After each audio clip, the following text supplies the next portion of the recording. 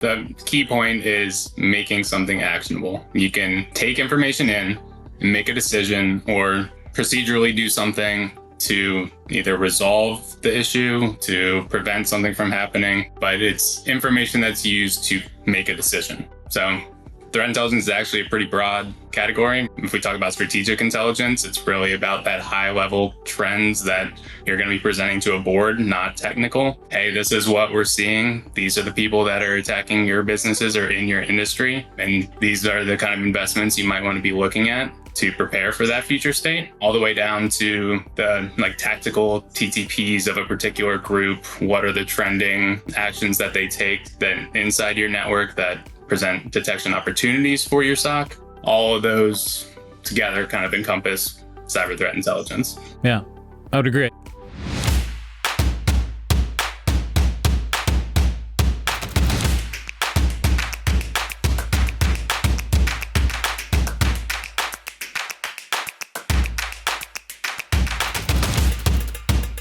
Welcome, everyone, to the State of Security podcast. I'm Jeff Hancock, the host. Today, we're going to be discussing cyber intelligence and cyber threat intelligence with two great guests, Mike Rush and Evie Manning. Guys, thanks for joining today on the podcast.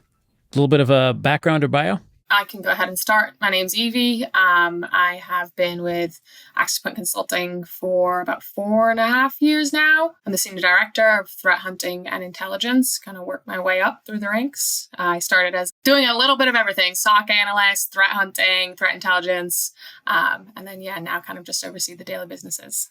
And thanks for having us on. But my name is Michael Rush. I naturally, as InfoSec, you hear similar stories. It's kind of a circuitous route to get here. But I started out actually as an engineer doing systems engineering work that led me on to government contracts that got me working around SOCs. And through that, identified that as something I think I want to get into. Joined Access Point in 2021. So it's a little over 3 years now, leading with Evie, the threat intelligence program. And started off as an analyst and worked my way up to be the director underneath her. So our topic today, as we discussed and swapped conversations earlier, is really around cyber intelligence, cyber threat intelligence, what that means, not only for small and medium businesses, because obviously they're some of the most targeted organizations on the planet because of a lack of ability to spend money, a lack of resource, et cetera, et cetera. A lot of small and medium businesses are then subscribed to only being able to do the basic blocking and tackling for cyber operations. So the value, the concept, the application of cyber threat intelligence is missed from a proactive stance. So really our conversation today is to leverage what you guys have talked about, what you guys have learned, what you guys are doing to really have that deeper conversation. Some basic things like what cyber intelligence is, but then how you break that down, how it's applied. What have you guys seen work and not work? So to kick us off, I thought it would be good to really get an idea of what you guys think from a definition perspective of what cyber intelligence is. Sure. Yeah. I think, you said a lot there, Jeff, but I think overall, the overarching kind of thing is cyber intel is data that's collected and then processed and analyzed by your analysts to understand a larger picture. They're understanding threat actives' kind of motives, targets, their behaviors, to drive faster, more informed, data-backed security decisions, which then I think in turn allows for organizations to go from more of a reactive kind of state that I think we see, massively and responding to, and then transitioning more towards a proactive and hunting for and searching for threat actors. Yeah, I think Evie hit on a lot of good things there. The key point is making something actionable. You can take information in and make a decision or procedurally do something to either resolve the issue, to prevent something from happening, but it's information that's used to make a decision. So threat intelligence is actually a pretty broad category, right? If we talk about strategic intelligence, it's really about that high-level trends that you're going to be presenting to a board, not technical. Hey, this is what we're seeing. These are the people that are attacking your businesses or in your industry. And these are the kind of investments you might want to be looking at to prepare for that future state. all the way down to the like tactical TTPs of a particular group. What are the trending actions that they take that inside your network that present detection opportunities for your SOC? All of those together kind of encompass cyber threat intelligence. I would agree. I think there's like the vast difference between data and intelligence, right? Data is just data. It's like log data. Here's log data. Great. From a SOC perspective, you get too much log data. What do you do with it? The intelligence piece is, all right, how do I make sense of all this noise to be able to make it actionable? Both of you raise good points here, right? Not only is it being able to take data and do something with it, define it, characterize it, and apply it, but then, Mike, as you just pointed out, right, the different levels of threat intelligence, what that means. From a strategic point of view, a lot of CEOs are not interested clearly in the IOCs, the TTPs, just fix my problem, make it go away, which is completely understandable. But there is that challenge. And I think, Evie, you're hitting on that by your comment regarding the proactive stance, right? In cybersecurity so broadly across the industry, and then so many organizations think of cybersecurity from a defensive posture only. And threat intel, like you guys know, is something that's, you got to be proactive, right? It gives you the skills to actually get prepared for the bad guys and what you can do about it. So, yeah, very interesting. So how would cyber intelligence interact with a larger security strategy within an organization? Or a small, medium business is like the target, like the people we're talking about today. But how do you think that would work? I think you have to take a step back and start with your own strategy as a small, medium business. Like in the sense of what's your strategy that's specific to your own environment? There's so much out there, but I think you have to start with what do you have? What are you protecting?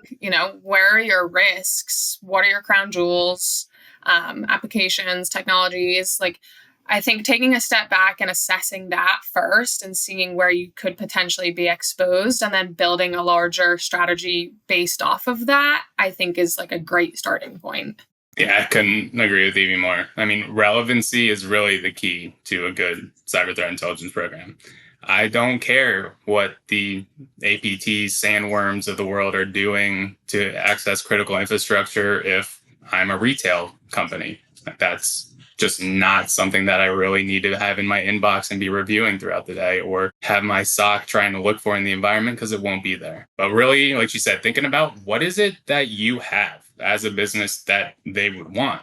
Why would an attacker go out of their way to try to infiltrate your network? What are they going to turn around and make money on? Because a lot of times as a small, medium business, what you're really looking for are those financially motivated actors. So what is it that if they got into our systems and exfiltrated data out, or I guess from a hacktivist point of view, if they want to take down your systems, maybe they like a competitor better. I don't know what their reasoning would be, but you have to identify what it is they want to go after in the first place and then build from there so that you're not just taking all the noise and trying to find little bits and pieces within that large noise complex. But okay, this is where we're starting. Let's continue to build out from there. I think you make a great point, Mike, that there is a lot of noise.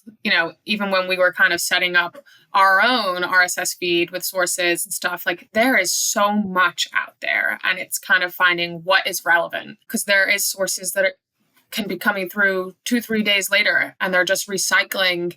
And so going directly to the source itself and getting that information firsthand is so important. Yeah, what do you guys think about the impact of cyber intelligence on supply chain? So if I'm a customer, obviously I'm in somebody else's supply chain and there's some risks there that I need to mitigate and manage through, but I need to be aware of them, to both of your points earlier. What's most important from my business is potentially different than my supply chain. So bad actors could just go through me to get to somebody else. If I'm not paying attention to key things in my network and getting the intelligence I need to understand, okay, where are my risks? What are the risks to these other people in my supply chain? So what's a burgeoning kind of technique, I guess you can look at it as something that happened all the way back with the nation state actors hopping into the Microsoft update systems to initial access in that way. But the software supply chain is becoming a really important avenue to focus, especially with cyber threat intelligence. So knowing what software is in your environment to make sure that you're paying attention to that vendor or that supplier getting that access and then getting into your network, because they're going to camouflage themselves based on what those standard processes are for how they would work inside your environment. And that gets back to what you're saying with IOCs, is they're not going to walk up and say, hey, look, it's us. They'll obfuscate what they're doing and make sure they're hiding behind legitimate processes. So from a supply chain standpoint, especially technology, you want to be using CTI to monitor any events that are happening with your suppliers and your vendors, because everyone wants to hop into those networks and then hit their customers downstream. It's just more efficient that way.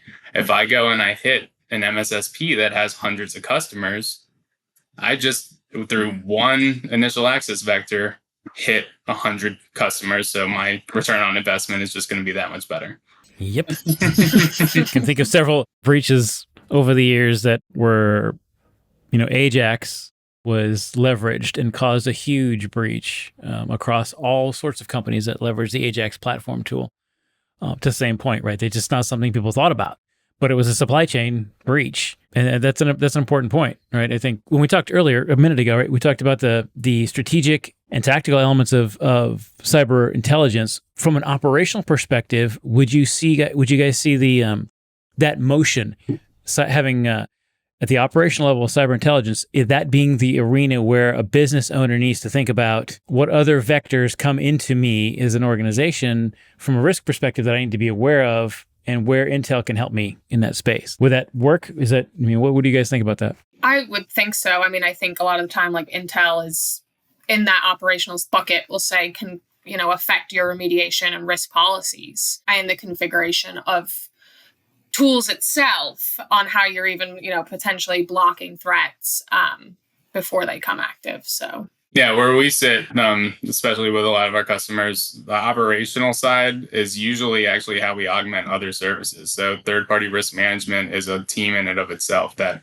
operational intelligence is what is telling them, hey, these are the people that you need to be looking out for, which is like we talked about with supply chain. And then also something like vulnerability management. Yeah, all vulnerabilities are the same. So we think of that operational intelligence as that these are the ones being used.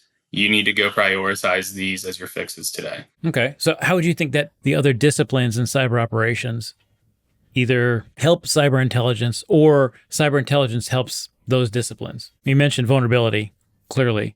And SOC operations to some degree is typically more of a defensive mode. Yeah. But I like to think of our group as sitting in the middle of all of the different departments. We're here to help you get context you need to do your job better. Basically as simple as that. But then it is reciprocated as well. So something like incident response, that is actually one of those places you really want to look for as you start a threat intelligence program, is what are the past events that have happened? What are potential visibility gaps we may have noticed when trying to investigate an event that happened?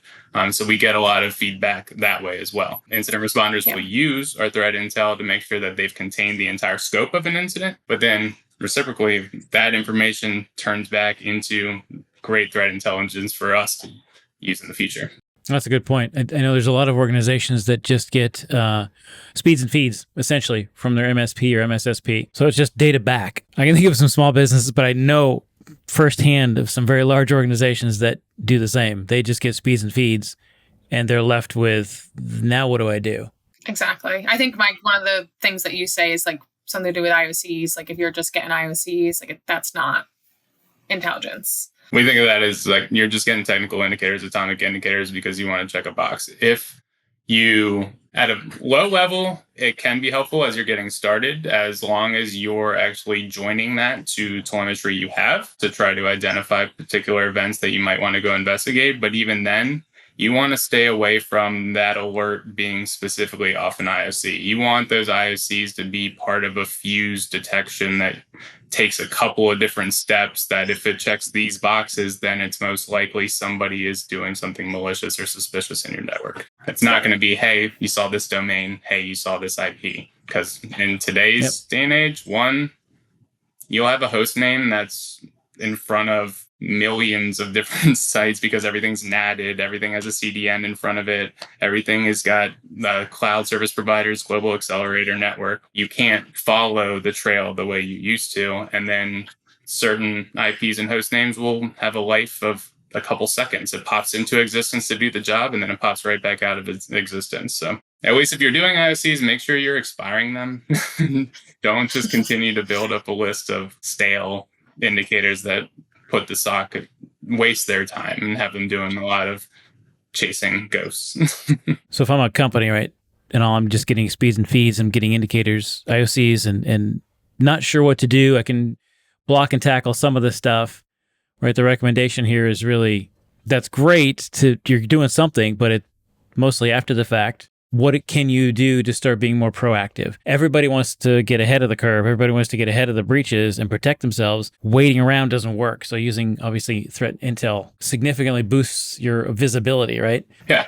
Definitely. I think, though, you also make the comment of like getting ahead of the curve and stuff. I don't know if anybody will ever be fully ahead of the curve, right? Yeah, not fully. Constantly changing, constantly evolving. Like attackers are, finding new ways by the hour to breach networks and whatnot. Yeah. And I just think that, now we have the whole introduction of AI too. Like that's a whole other conversation that we could probably sit here and talk about for an hour. But I just think that doing what you can to knowledge yourself and then use that in your environment to best protect yourself is one of the largest points. And to that, like being proactive doesn't always mean you're getting ahead of necessarily the initial access, right?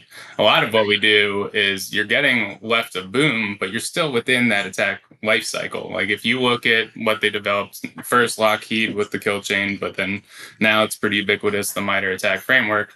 There's a lot that goes into an attack. It's not, we show up 5 minutes later, or a couple seconds later, we drop ransomware and your system's done. It's a lot of reconnaissance that you can see. There's telemetry there that you would be able to identify. Somebody gets in, starts doing initial discovery within your network. That stuff you can see. There's a lot of different markers that we follow that are left of boom, but they're already inside the network. And that's a lot of where the proactive stance is we're not relying on the security tools to be the ones that go and identify it. We're going and identifying it. We're augmenting your security tools because they can only do so much. Tech is great, but there's also people. You make a great point. And I think that that's a piece that some organizations are missing, that they think that, oh, we have a SOC in place, like they're going to catch it, like that's okay. But no, there's more to it. You actually have your threat hunters actively hunting on a daily basis, taking this data and this intel that we've been talking about and turning that actionable and, going and hunting for those behaviors within the network. Yeah, that's one of the keys that we use to making intelligence actionable actually over at Access Point is we have a very robust threat hunting program because we identified early on that the creation of threat hunts and then detections through cyber threat intelligence is actually the best and quickest way to take the news cycle and do something about it. So from shifting your security posture in an organization from standard, not doing much intel, any intel, what kind of shift does cyber intelligence provide a small or medium business when it comes to impacting their cyber operations? I think one of the main things for like a security operations center is we hear a lot about alert fatigue, that there's just so much information, so much to be alerted on that you now overwork your SOC. There's burnout. That's why there's a problem staffing them. If you want to join cybersecurity, there's going to be no problem finding a job because there's a lot of turnover. And cyber threat intelligence is one of the quickest ways to make their lives easier. You don't have to go investigate that one to the death. And another thing is we've seen that before. That's what threat intelligence will provide too. It's like one analyst might investigate something, view it, and then the next analyst comes in, has no idea. And then they spend the same time going after the same thing. By using threat intel and correlating all that information back, it's then easier for you to identify, yep, that's something we've already seen, move on to the next thing. So really cutting down on one, we can use intelligence to fuse different activities together so the alerts are higher fidelity and lessen the noise that's coming through. And then also making sure that everyone actually learns from each other in a more structured way. From a threat intel perspective, how can small, medium businesses ensure that the data they collect is relevant? And legally obtained is kind of there's certainly some gray area there because I don't know, many businesses would not would know where to start to get illegal information, but yeah, I'm sure it's possible. What do you guys think about that? Right? Where would they go? I mean, people talk about OSINT and I mean, all that's great, but how is that applicable, do you think? I think there's just so many public feeds out there and subscriptions that people can sign up to go directly to the source themselves. So I think like that's an easy win and an easy starting point in the sense of you have the NSA and there's a bunch of others that like you can get those directly to your email inbox. But with that, again, like we talked about earlier, there is a lot of noise. So it's making sure that what you're signing up for and what you're viewing is actually relevant to your industry and what you care about. Yeah, I actually would say, like you mentioned there's been a shift with a lot of the agencies where they are now producing really good information out there, hardening guides, configuration guides. And then CISA, part of DHS, has really upped their game in the last couple of years. They're producing great information, great tool sets. So following the likes of the major agencies out there, great place to start. And then also depending on your industry, there's most likely an ISAC out there. After that, other SOCs, but that's more on our side.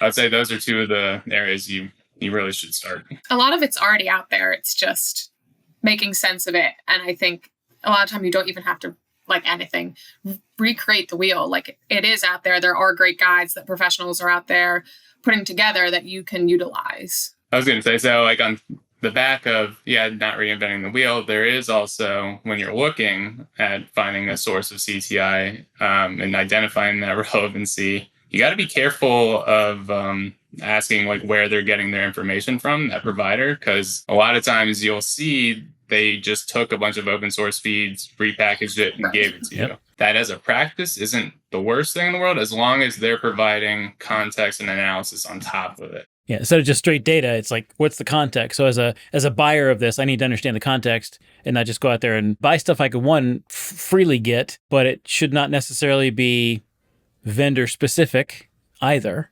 right? So some vendors are like, here's all this data and it's great, but it's only from their data feeds, from their products from other customers. And that could be, again, not applicable to me as a business owner. So there's definitely, and I think I've seen this so much before, is being able to disseminate the value of cyber intelligence to a business when you look as a business owner, looking at all the different things I need to consider to use cyber intelligence. To what you just point out, should I go OSINT? Should I go figure it out myself? Who do I go? Is it an ISAC? Is it DHS? Is it NSA? There's a lot of opportunities, a lot of collaborative public-private partnerships going on. The challenge is where to begin, I think, and that's a big question. So regarding giving a small medium business some advice, where would they go? What's the first step? What's the second step?